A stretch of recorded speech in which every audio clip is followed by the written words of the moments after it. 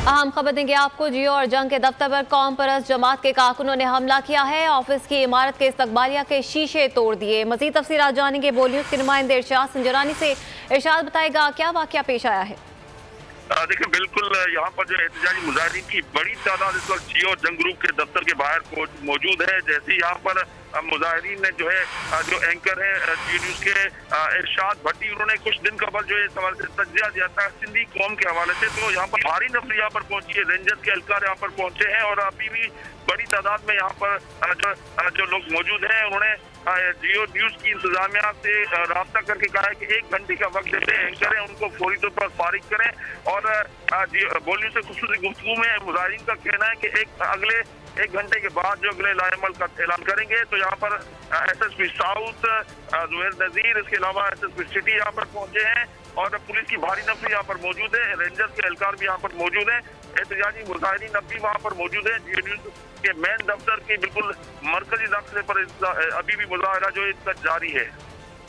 देखिए, ये हमला निहायत अफसोसनाक है, ये नहीं होना चाहिए था और ये इंतजामिया का फर्ज है कि वो जियो के दफ्तर को, अमले को फुल प्रोटेक्शन दे। इरशाद भट्टी जो हैं उन्होंने एक वो जो प्रोग्राम करते हैं वो तंजो मजाक का प्रोग्राम है और जब कौम परस्तों ने उनके एक मजाक पर थोड़ा रिएक्ट किया तो उन्होंने इस पर बाकायदा माफी भी मांगी है। उन्होंने बाकायदा तौर पर इसका ट्वीट भी किया। उसके बाद इस एहतजाज की कोई जरूरत नहीं थी। लेकिन अगर किसी को किसी के कहने पर कोई एहतजाज करना है तो वो एहतजाज करे, लेकिन ये हमला करना, ये फला आदमी को आप चैनल से फारिग कर दें, ये आज़ादी इजहार के जो बुनियादी असूल है उसके मुनाफी है।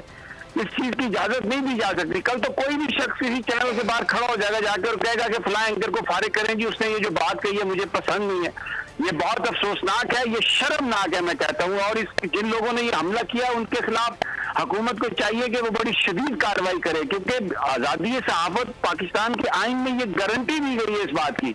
और इस तरीके से डराना, धमकाना, ब्लैकमेल करना, ये निहायत अफसोसनाक है। अगर किसी चीज पर कोई इतराज है तो आप उसका जवाब दें, अपने भी सवाल करें। लेकिन दफ्तर पर पहुंचकर हमला करना, जदोकोब करना और ये कहना कि जी फला आदमी को, इरशाद भट्टी को फारिग कर दें, ये इंतहाई तौर पर ये अफसोसनाक है। और ये मैं तो हैरान हूँ इस बात पर कि अभी तक इंतजामिया वहां पर खड़ी है, क्योंकि ये लोग अब एहतजाज नहीं कर रहे हैं, ये तो बाकायदा ब्लैकमेलिंग कर रहे हैं आगे के फला आदमी को निकालो।